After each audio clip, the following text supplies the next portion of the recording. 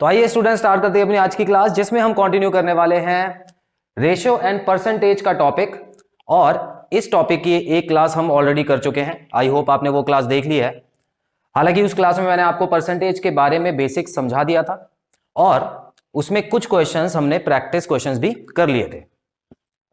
क्योंकि वो वीडियो बहुत लंबी ना हो जाए, इस वजह से मैंने दूसरा पार्ट भी बनाया है इसका। तो आप वो वाले पार्ट पहले देख लीजिए, उसी के बाद आप ये पार्ट देखिए, आपको बेहतर समझ आएगा। तो स्टूडेंट्स, आज की क्लास में भी हम कुछ प्रैक्टिस क्वेश्चंस करेंगे रेशियो और परसेंटेज के टॉपिक पर। तो आइए बिना टाइम वेस्ट किए शुरू करते हैं आज की क्लास। तो यहां देख सकते हैं स्टूडेंट्स, दो क्वेश्चंस लिखे हैं और बेसिकली दोनों क्वेश्चंस लगभग एक जैसे ही हैं। तो अब देखते हैं इनको कैसे सॉल्व करना है आपको। तो यहां आप देख सकते हैं पहला क्वेश्चन नंबर 5 से शुरू किया है, क्योंकि पिछले पार्ट में मैंने 4 क्वेश्चन करा दिए थे। तो उसी के नीचे आपको ये वाले क्वेश्चंस करने हैं, अलग से हेडिंग वगैरह डालने की जरूरत नहीं है। ठीक है, लिखा है 2 numbers are respectively 20% and 50% more than a third number. तो यहां देखिए स्टूडेंट, सिंपली एक नंबर है, ठीक है, एक थर्ड नंबर है जो हमको नहीं पता, और दो और नंबर है, फर्स्ट नंबर और सेकंड नंबर मान लेते हैं, मतलब टोटल 3 नंबर हो गए। और यह बताया हुआ है कि जो पहला नंबर है वो थर्ड नंबर से 20% ज्यादा है। मोर मतलब आपको पता है यहां पे ऐड होता है कुछ ना कुछ, है ना। मोर वर्ड आ जाए या एक्सीड्स वर्ड आ जाए तो इसका मतलब क्या होता है, प्लस। ठीक है, अरे पानी पी लो भाई, पानी पी लो, वहां से पानी उठाओ, पी लो। ठीक है, उसके बाद ये देखो, पहला जो है, पहला नंबर तीसरे नंबर से 20% ज्यादा है और दूसरा नंबर तीसरे नंबर से 50% ज्यादा है। एक बार और पढ़ देता हूं आपके लिए। 2 numbers, दो नंबर है, are respectively 20% and 50% more than a third number. ठीक है, अब आपको क्लियर हो गया होगा। तो इसको अगर मैं इक्वेशन के हिसाब से देखूं या रेशियो में लिखने की कोशिश करूं तो मैं क्या लिख सकता हूं, देखो मान लेते हैं वो नंबर ए बी सी थे, और इसमें अगर मैं देखूं तो सबसे छोटा नंबर, देखो हमेशा सबसे छोटे नंबर के हिसाब से आपको चलना है। छोटे नंबर को x मान के क्या होता है, फिर बड़े नंबर क्या होते हैं, आप प्लस कर सकते हो, है ना। हालांकि आप बड़े नंबर को x मानोगे वो भी सही रहेगा, लेकिन उसमें क्या होगा, छोटे नंबर के लिए माइनस करना पड़ेगा, तो वहां कंफ्यूज हो जाओगे, क्योंकि माइनस और डिवाइड से हमेशा बच के रहना चाहिए। प्लस और मल्टीप्लाई में हमेशा क्वेश्चन को सॉल्व कर देना चाहिए। ठीक है, तो मैं यहां पे क्या करूंगा, क्वेश्चन पढ़ के मुझे पता लग रहा है कि जो तीसरा नंबर है वो सबसे छोटा है, पता लग गया। तो मैं क्या करने वाला हूं, देखो वहां पे मैं x लिख देता हूं। ठीक है, x भी नहीं लिखता। देखो अब यहां पे है ना, मैं आपको एक बहुत इंपॉर्टेंट पॉइंट बताने वाला हूं, ध्यान से समझना। देखो आपने सुना होगा कि कुछ क्वेश्चंस में हम x लेट करते हैं और कुछ क्वेश्चंस में हम 100 भी मान के चलते हैं। सुना है आपने? अगर नहीं सुना तो आप समझ लो कि कभी कभी क्या होता है कि हम 100 मान के चल लेते हैं, उससे क्या होता है, क्वेश्चन आसान होता है। तो अब मैं आपको बताता हूं कि x कब मानते हैं और 100 कब मानते हैं। बहुत इंपॉर्टेंट चीज है ये, पूरे जितना भी कोर्स आप करोगे मैथ्स का उसमें एप्लीकेबल है। देखो x हमेशा तब माना जाता है जब पूरे क्वेश्चन में कोई रियल वैल्यू भी दी हो आपको। रियल वैल्यू मतलब जो हमारी टर्म्स में, मैंने आपको समझाया था ना कि जैसे मान लो सारी वैल्यूज परसेंटेज में दी हुई है, मान लो 10% है, 20% है, 30% है, ऐसे लिखा हुआ है क्वेश्चन में, और साथ में ये भी दे दिया है कि 2000 रुपए, 2000 रुपए दे दिया, तो ये रियल वैल्यू है। या 2000 रुपए नहीं, मान लो क्लास में 50 बच्चे हैं, ये दे दिया, तो ये रियल वैल्यू है, परसेंटेज में नहीं है ना, रियल वैल्यू है। तो याद रखना, जब भी रियल वैल्यू दी होती है ना, कोई भी एक रियल वैल्यू दे दे क्वेश्चन में, तो आपको क्या करना है, एक्स मान के चलना होता है। वहां पे लिख लो ध्यान से, यहां पर आप जब भी रियल वैल्यू कोई एक भी गिवन होगी ना, any real value is given, तो वहां पे एक्स मान के चलना है। लेकिन अगर कोई ऐसा क्वेश्चन होता है ना जिसमें रियल वैल्यू है ही नहीं, सब कुछ परसेंटेज में ही दिया हुआ है, ठीक है, सब कुछ परसेंटेज में दिया हुआ है, सब कुछ रेशो में दिया हुआ है, तो उसमें आप बिना एक्स के भी कर सकते हो, 100 मान के। वहां पे ज्यादातर 100 माना जाता है, when no real value is given. ठीक है, when no real value is given. और इस पॉइंट को लिखने के बाद आप स्टार बना लेना, क्योंकि ये बहुत इंपॉर्टेंट पॉइंट है। और इसी पॉइंट को मैं यहां पर यूज कर सकता हूं, ठीक है। हालांकि अगर आप, जरूरी नहीं है कि 100 मानो, आप x मान के भी चल सकते हो, लेकिन वो क्वेश्चन आसान हो जाता है अगर आप 100 मान के चलते हो तो, इसलिए बता रहा हूं। चलो अब शुरू करते हैं, दोबारा वापस आते हैं इस क्वेश्चन में। तो जैसे कि मैंने आपको बताया कि इस क्वेश्चन में आप देख सकते हो कोई भी रियल वैल्यू गिवन ही नहीं है, तो मैंने क्या किया, सबसे छोटे वाले नंबर को है ना 100 मान लिया। अब मुझे ये पता है जो पहला वाला नंबर है वो 20% ज्यादा है, 20% ज्यादा। ज्यादा होने का मतलब क्या है, उतना तो है ही, साथ में 20% और ज्यादा है। तो मैं क्या करने वाला हूं, यहां पे 100 लिख दिया, ठीक है, जो कि ये नंबर था। और इसको बराबर करने के लिए ये अपना 100% तो होगा ना, तो ज्यादा के लिए मैं क्या करूंगा, 120/100 कर दूंगा, क्योंकि यहां पे ज्यादा वर्ड आ रहा है, ठीक है। एक और चीज समझो, यहां पे अगर यहां पे मोर नहीं होता ना, मोर देन नहीं लिखा होता और सीधा लिखा होता 20% एंड 50% ऑफ थर्ड नंबर, तो इसका मतलब 20/100 कर देते बस। यहां पे 100 लिखते और यहां पे 20/100 करते, क्योंकि थर्ड नंबर का 20% ही है ये, और दूसरा नंबर 50% है, तो 50/100 कर देते। लेकिन यहां पर क्या है, यहां पर आप देखो मोर देन लिखा हुआ है, तो ये 100 तो हो गई, साथ में 20 और ऐड है। चलो अगला, दूसरा नंबर 50% ज्यादा है, तो यहां पे 150/100 कर देना। अब देख लो पूछा क्या क्वेश्चन में, द रेशो ऑफ नंबर्स। अच्छा, यहां पर कौन से नंबर्स की रेशो बोली हुई है, सिर्फ पहले दो नंबर की रेशो पूछी है, ठीक है।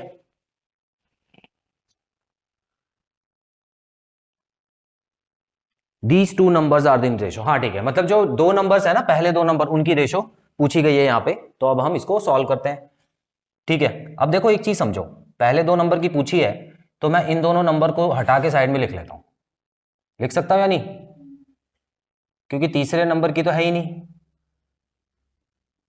तो ये 150/100 लिख लिया, ये लो, ए और बी की रेशो यहां पे पूछी थी। देखो 100 से 100 कट गया, ये वाला 100 से ये ऊपर वाला 100 कट गया, 0 से 0 काट दो और इसको भी 3 से काट दो, तो ये हो जाएगा 4:5, ठीक है। 4:5 मेरा आंसर आ गया, कितनी आसानी से। तीनों नंबर की रेशो पूछी होती तो इसको भी ले लेते, और उसमें ज्यादा कटता नहीं फिर, है ना, 100 100 100 ही कटता सबका। फिर इसको आपको थोड़ा और सॉल्व करना पड़ता, जो कि आपको आता है, मैंने सिंप्लीफिकेशन में बता दिया। चलो बढ़ते हैं सेकंड क्वेश्चन की तरफ। लिखा है if A exceeds B by 40%। देखो एक वर्ड आ गया यहां पर भी, इसको इग्नोर मत कर देना गलती से। इसका मतलब भी क्या होता है, मोर, ठीक है।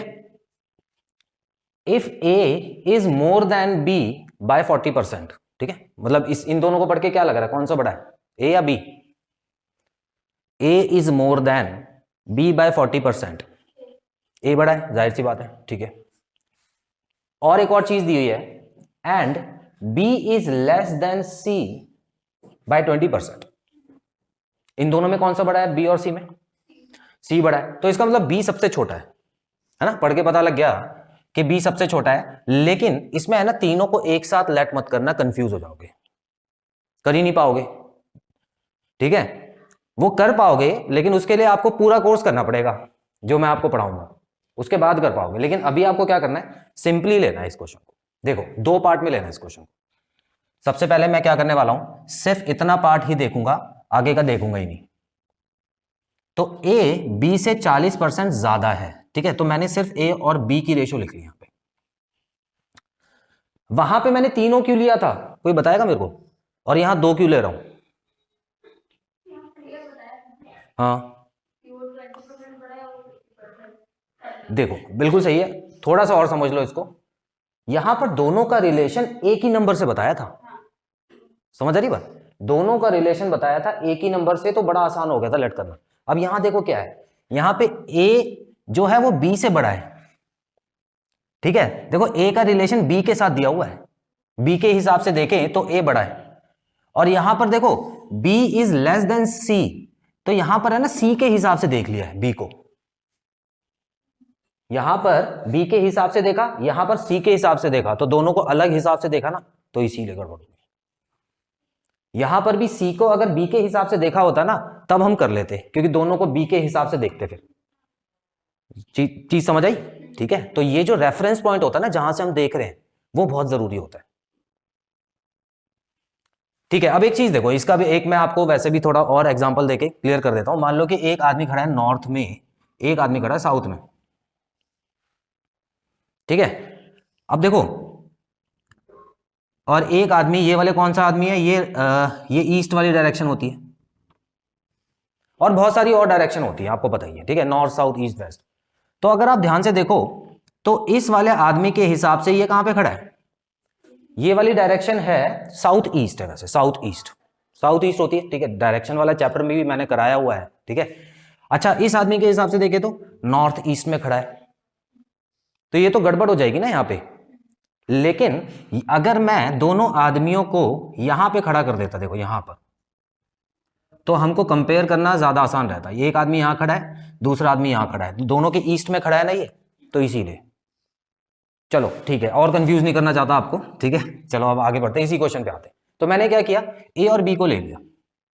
अब मुझे पता है कि अगर अब इस क्वेश्चन में भी कोई भी नंबर नहीं दिया हुआ, मुझे नंबर नहीं है ना कोई भी, तो मैंने मान लिया जो बी है 100 है, और ए क्या हो गया, उससे 40% ज्यादा हो गया, 140/100 हो गया, ठीक है। तो इसको मैं अलग रेशो पूरी निकाल लेता हूं। तो यहां पर अगर मैं रेशो निकालता हूं तो 7 और 5 आ रही है, ठीक है, 7:5 आ रही है इसको काटने के बाद। चलो, ये एक रेशो निकल गई। दूसरी देखते हैं, B is less than C by 20%। तो अगर यहां पे देखूं तो बी और सी की रेशो दी हुई है, तो जिससे भी देखो, एक चीज समझो पहले, तो जिससे भी कंपेयर किया जाता है ना, ए को इससे कंपेयर किया जा रहा है तभी तो ए बड़ा है, बी को इससे कंपेयर किया जा रहा है तभी बी छोटा है। इससे कंपेयर, जो बाद में दिया है ना, इससे कंपेयर किया जा रहा है, तो जिससे भी कंपेयर किया जाता है ना, उसको आप 100 मान लिया करो। यहां पे बी को कंपेयर किया जा रहा था इसलिए बी को 100 माना, यहां पे सी को कंपेयर किया जा रहा है, सी से कंपेयर किया जा रहा है इसलिए सी को माना। और बी क्या है, 20% लेस है, तो मैं क्या करने वाला हूं, 80/100 लिख दूं यहां पे, क्योंकि 20% कम है, और इसको काटने के बाद 4 और यहां पे 5 आ जाएगा, तो 4:5 आ गया। दोनों रेशो को कंबाइन कर लो, ए और सी निकाल दो। कॉम्बिनेशन ऑफ रेशो तो आपको पता ही है, ठीक है ना। मैं यहां पे ए और बी ए है, बी और सी ये है, तो मैं क्या करूंगा, बी और बी को बराबर बनाने की कोशिश करूंगा। तो यहां पे ए बी सी जो है, तो बी कैसे बराबर बनेगा, 20 लिख दो यहां पे, एलसीएम आ गया। अब 20 यहां पे 4 से मल्टीप्लाई होगा, यहां पे 4 से होगा, तो यहां पे 28 हो जाएगा, और यहां पे ये 5 से होगा, यहां ये भी 5 से होगा, तो 25 हो जाएगा। क्वेश्चन में पूछा ए और सी की बता दो सिर्फ, तो 28 और 25 को लिख दो साथ में, आपका आंसर आ जाएगा, ठीक है। चलो इसको नोट डाउन करो, स्क्रीनशॉट लो, आगे बढ़ते हैं फिर। सो अब बढ़ते हैं अगले क्वेश्चंस की तरफ। तो देखते हैं इन क्वेश्चंस में क्या है स्टूडेंट्स। देखिए, पहले वीडियो पॉज करके खुद क्वेश्चन को समझिए और उसको सॉल्व करिए, फिर अपने आंसर चेक कीजिए। तो यहां देखिए, if the income of A is 10% more than that of B, तो यहां पर इनकम कंपेयर की गई है दो लोगों की, ए और बी, और इसमें ए की जो इनकम है वो बी से 10% ज्यादा है, ठीक है, बी से। अगर हम ध्यान से देखें, देखिए जो हिंदी के स्टूडेंट्स हैं, जो हिंदी में पढ़ना पसंद करते हैं, तो इतना याद रखना कि जो जब आप हिंदी में ट्रांसलेट कर रहे हो या क्वेश्चन अगर हिंदी में है, तो जहां पर ये से लग जाता है ना, तो इसका मतलब है इससे कंपेयर किया जा रहा है, ठीक है, इसके नजरिए से देखा जा रहा है, तो इसके नजरिए से देखा जा रहा है तभी तो ये बड़ा है। अगर इसके नजरिए से देखा जाता तब तो ये छोटा है, तब तो यहां पर लेस देन वर्ड आया होता। ध्यान से समझना क्वेश्चन है, और दोनों नजरिए अलग होते हैं, और दोनों आंसर भी अलग आते हैं, बताऊंगा आपको। अभी देखो यहां पर ए इज मोर, तो ये जो मोर वर्ड लगा हुआ है, ये क्यों लगा हुआ है, क्योंकि हमने इसके नजरिए से देखा है, और जब भी किसी के नजरिए से देखते हैं उसी को 100 मान के चलते हैं, मैंने आपको समझाया था, है ना। तो यहां पर अगर मैं रेशो निकालूं ए और बी की, देखो ध्यान से, ए और बी की रेशो निकालने वाला हूं मैं, तो इसको 100 मान लिया। पूरे क्वेश्चन में कोई भी नंबर नहीं है इसीलिए मैं 100 मान रहा हूं, और ए को 10% मोर मान लिया तो 110 आएगा, उसका 110 आएगा, आप करके देख लेना, क्योंकि यहां पर 100 ये वाला आ जाएगा, मल्टीप्लाई बाय 110/100, तो काट के मैंने सीधा ये लिख दिया। तो इनकी रेशो क्या आ गई, 11 और 10 आ गई। चलो अब हम बी और सी की बात कर लें जरा, क्योंकि अगला कंपैरिजन बी और सी का दिया हुआ है। And income of B is 20% less than that of C. किसके हिसाब से कंपैरिजन है? सी के हिसाब से देखा जा रहा है। ठीक है, देखो, हाँ, इंग्लिश के बच्चे अगर देखना चाहें तो मोर देन के बाद जो नंबर आता है ना, जिसका नाम आता है, मोर देन लेस देन के बाद जिसका नाम आता है, उससे कंपेयर किया जाता है। इंग्लिश के बच्चे ऐसे समझे। तो यहां पर लेस देन के बाद जिसका नाम आ रहा है, इससे कंपेयर किया जा रहा है। तो इस बार मैं क्या करने वाला हूं, 100 सी को मानूंगा, और क्योंकि बी की कम है तो यहां पे 80 मान लूंगा। तो इसका भी अगर मैं काटूं तो 4:5 आ गया। करना कुछ नहीं है, इन दोनों की रेशो को कंबाइन कर दो। क्या आंसर आया आप लोगों का? ऑप्शन नंबर बता दो ना, ऑप्शन नंबर डी है, ऑप्शन नंबर, ठीक है, ऑप्शन बी है, ठीक है। चलो अब यहां पर देखते हैं, ये है 11 और 10 और ये है 4 और 5, ठीक है। तो यहां पर देखो बी को मैं बराबर करने वाला हूं, पहले ए बी सी यहां पे लिख लिया है। बी को बराबर करने के लिए मैं क्या करूंगा, देखो यहां पर इन दोनों का एलसीएम क्या आ जाएगा, 20 आ जाएगा, ठीक है। तो यहां पे मैं 20 लिख देता हूं।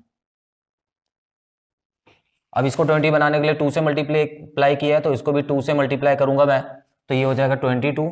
और इसको 20 बनाने के लिए 5 से किया है, तो इसको भी मैं 5 से कर दूंगा, तो ये आ जाएगा 25। तो मेरा करेक्ट ऑप्शन है बी, ठीक है। आसान क्वेश्चन था। अगला क्वेश्चन देखेंगे क्या लिखा है, द एक्सपेंडिचर। देखिए एक्सपेंडिचर लिखा हुआ है, मैंने शॉर्ट में लिख दिया है, तो आप लिख लेना। एक्सपेंडिचर मतलब होता है खर्चा, ठीक है। तो एक फैमिली है जो कि खर्चा कर रही है किस पे, राइस पे, फिश पे और ऑयल पे, ठीक है। तो राइस, फिश और ऑयल पे अपना खर्चा कर रही है, और वो जो खर्चा है वो इस रेशो में है 12, 7 और 3। तो सबसे ज्यादा खर्चा किस पे कर रही है, चावल पे, ठीक है। बिहारी फैमिली लग रही है मेरे को यहाँ पे, क्योंकि मछली भी खा रहे हैं और तेल तो मछली में पड़ता ही है, ठीक है। Are in ratio 12:7:3। If the price of these articles increased by 20, 30 and 50%। तो इन प्राइस जो आर्टिकल्स है, जो भी 3 आर्टिकल्स है, ऑलरेडी इतना खर्चा हो रहा है और इनकी कीमत और बढ़ गई है, ठीक है। ऑलरेडी इतना खर्चा हो रहा था और कीमत और बढ़ गई है, तो पूछा है कि देन टोटल एक्सपेंडिचर, उनका खर्चा जो है वो कितने % से बढ़ा। ये नया क्वेश्चन है, बताता हूं क्यों। देखो खर्चा जो है, अभी तक क्या होता था, यहां तक सेम क्वेश्चन थे और वो पूछते थे नई रेशो बताओ। अब वो बोल रहे हैं आपको कि नई रेशो तो चलो ठीक है, वो बता देना, लेकिन उसके साथ साथ अब ये बताओ कि जो एक्सपेंडिचर नया हुआ है वो कितने % बढ़ा। इंक्रीज % निकालने के लिए बोल रहे हैं, ठीक है। अब देखो अभी तक जितने भी हमने क्वेश्चन किए हैं ना, उसमें क्या होता था, इंक्रीज % दी होती थी हमको कि 10% से बढ़ा, 10% मोर, लेकिन इस बार वो निकालने के लिए बोल रहे हैं। तो उसके लिए एक सिंपल सा फॉर्मूला है, ध्यान से समझना। इंक्रीज % अगर आपको निकालनी है ना, बड़ा सिंपल फॉर्मूला है। इंक्रीज % अगर आपको निकालनी है तो जितने से इंक्रीज हुआ है उसको ऊपर लिख दो, जितना पहले था, ठीक है। मैं यहां पे लिखता हूं अर्लियर वैल्यू, जितना पहले रहा होगा उसको नीचे लिख के मल्टीप्लाई बाय 100 करके निकाल दो, बड़ा सिंपल है।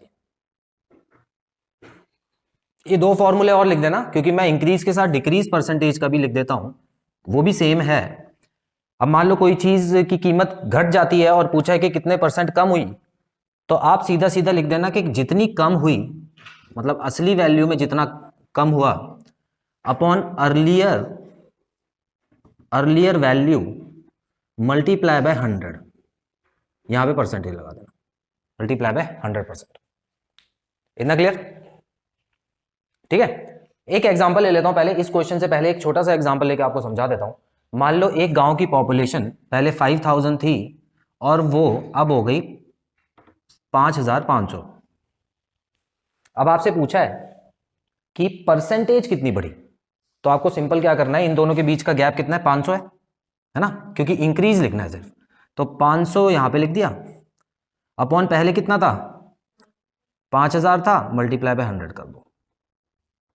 ये सारे फॉर्मूले आपको दोबारा कराऊंगा जब % का चैप्टर कराऊंगा, ठीक है। लेकिन अभी इतना टाइम नहीं है, नहीं तो ये वीडियो बहुत लंबी हो जाएगी, तो आप जल्दी समझने की कोशिश कीजिए। तो 10% बढ़ गया, ये इंक्रीज % निकाली है। अभी तक क्या होता था, इंक्रीज % दी होती थी, ठीक है। चलो ये आपको समझ आ गया, इसका भी स्क्रीनशॉट ले लो चाहो तो, और उसके बाद हम आगे बढ़ते हैं। देखो तो सबसे पहले देखो, पहले ही पुरानी रेशो दी हुई है, तो मैं बड़े शॉर्ट में यहां पे करना चाहूंगा इसको। तो देखो आर हो गया, एक सेकेंड, आर हो गया राइस, ठीक है, उसके बाद फिश हो गया एफ, और उसके बाद ओ हो गया ऑयल, ठीक है। अब एक चीज समझना ध्यान से, तो यहां पे आ गया 12, यहां पे आ गया 17, और यहां पे आ गया 3, ठीक है। चलो अब आगे बढ़ते हैं। अच्छा, क्वेश्चन में अगर हम ध्यान से पढ़ें तो मैंने जैसे कि आपको एक एग्जांपल दिया था। अच्छा, ये पहले का कितना हो गया, देखो 12 17 हो गया 19, 19 और 3 होता है, सॉरी हाँ 29 हो गया, 29 हो गया, 29 और 3 होता है 32। ये तो 32 लिख लिया मैंने, जो कि पहले का खर्चा था इनका, ठीक है। अब मुझे क्या करना है, क्वेश्चन में निकालना है टोटल एक्सपेंडिचर इंक्रीज्ड। तो टोटल एक्सपेंडिचर इंक्रीज के बारे में मैंने आपको जो एग्जांपल दिया था, वहां पर एक चीज आपने समझी होगी कि अगर मुझे ये वाली और ये वाली वैल्यू मिल जाए तो मुझे तीसरी वैल्यू की कोई जरूरत नहीं है, कोई और वैल्यू नहीं चाहिए मेरे को। तो ये वाली ऑलरेडी वैल्यू मुझे मिल चुकी है, जो कि है 32। इतना क्लियर है? अब मैं क्या करूंगा, सिर्फ और सिर्फ इंक्रीज वैल्यू निकालूंगा। तो देखो यहां पर कंफ्यूज मत होना, इंक्रीज वैल्यू निकालने के लिए इस बार देखो, जो पहला था, जो राइस का प्राइस था 20% बढ़ा है, तो मैं सिर्फ इतना देख लेता ना जितना बढ़ा है। बढ़ के कितना हो गया उससे कोई मतलब नहीं मेरे को, जितना बड़ा है उतना लगा लेते हैं, ठीक है। और उसी तरह जो इसका प्राइस है 30% बढ़ा है, और जो तीसरे का प्राइस है वो 50% बढ़ा है। इतना क्लियर? तो इस बार अगर मैं इनको काट लेता हूं तो ये हो जाएगा 1/5, ठीक है, और ये हो जाएगा 3/10, और ये हो जाएगा 1/2। तो नया प्राइस क्या हो गया, अगर हम नए प्राइस की बात करें तो ये हो गया देखो 12/5 फॉर एग्जाम्पल, ठीक है, 12/5 हो गया। और ये कितना हो गया, 17 3 51/10, 51/10 हो गया। और ये कितना हो गया, ये हो गया 3/2। देखो पहले मैंने क्या किया था, पहले इन तीनों को प्लस करके ये पुराना प्राइस निकाला था। अब मैं देख लेता हूं कि इन तीनों को प्लस करके जो जितना प्राइस बढ़ा है वो आ जाएगा, इतना इतना प्राइस बढ़ा है, ठीक है। तो कितना बढ़ा है देखो, 12/5 प्लस 51/10 प्लस 3/2। तो इसका एलसीएम कितना आ जाएगा, इसका एलसीएम आ जाएगा 10, तो ये हो गया 24 प्लस 51 प्लस 15, ठीक है। इतना क्लियर? उसके बाद देखो यहां पर क्या आएगा, 5 0 आ गया, यहां पे एक, यहां पे 1 3 8 9 90/10 आ गया प्लस करने के बाद, ठीक है। तो अगर मैं इसको काट दूं तो कितने रुपए से बढ़ा है प्राइस, 9 रुपीज से बढ़ा है। इतना क्लियर है स्टूडेंट्स? तो मैंने दो चीजें निकाल ली। अब मैंने इंक्रीज इन प्राइस भी निकाल लिया है, और अर्लियर वैल्यू मेरी 32 थी। अब मुझे क्या निकालना है, परसेंटेज निकालनी है। इस वैल्यू में पुट करो, आपका आंसर आ जाएगा। यहां पे कर देता हूं, देखो 9 हो गया अपॉन, चलो एक काम करता हूं, ये आपने लिख लिया होगा फॉर्मूला, ठीक है। तो ये वाला फॉर्मूला आपने लिख लिया है, तो इसको मैं मिटा के यहीं पे सॉल्व कर देता हूं। तो यहां पे ऊपर आ गया 9, क्योंकि ये इंक्रीज वैल्यू है। अर्लियर वैल्यू कितनी है, अर्लियर वैल्यू 32 है, मल्टीप्लाई बाय 100। परसेंटेज का साइन जरूर लगाना है आपको। इन दोनों को काटने के लिए देखो 4 से काट सकते हो, 25 हो गया और ये 8 हो गया। अब 25 और 9 को मल्टीप्लाई कर देते हैं, ठीक है, ये हो गया 225, 225 हो गया। अच्छा, अब इसको अगर आप निकालना चाहो तो निकाल लो। वैसे इसका जो आंसर है लगभग देखो ये आना चाहिए। कैसे, इसको डिवाइड करें, ठीक है। तो 8 के टेबल में 22 नहीं आता, 16 आता है, ठीक है। 8 2 16, यहाँ पे 6 बचा 65, तो 8 8 64, एक बचा रिमाइंडर, वो ऊपर आ गया, नीचे 8 पहले से था, परसेंटेज। तो मेरा आंसर है 28 1/8%। तो क्वेश्चन में आपको ध्यान से देखना है, पूछा क्या है। इस क्वेश्चन में आपसे सिर्फ ये पूछा था कि कितना बढ़ा, बढ़ने की परसेंटेज बताओ, और बढ़ने का जो फॉर्मूला है वो भी आपने नोट कर लिया है, इसको भी नोट डाउन करो।